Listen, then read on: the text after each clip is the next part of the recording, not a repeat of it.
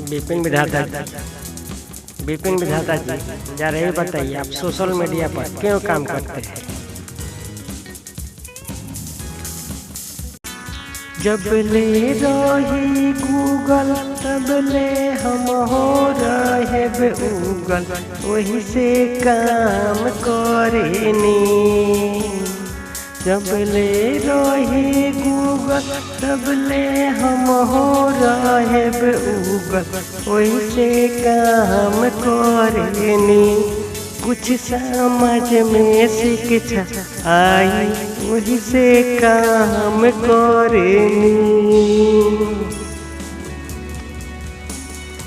You are listening the BMB music but singer by Vipin Vidhata।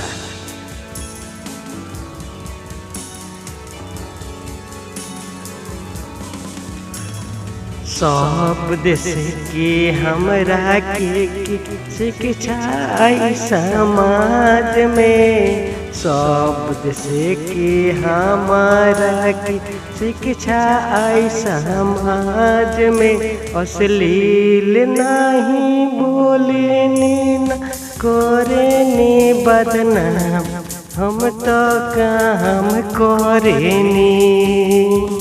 अश्लील कोई पे न बोले न कोई के करेनी बदनाम, हम तो काम करेनी। समाज में शिक्षा आई, वही से काम करेनी। समाज में शिक्षा आई, वही से काम करेनी। You are listening the BMA music but singer by Vipin Vidhata।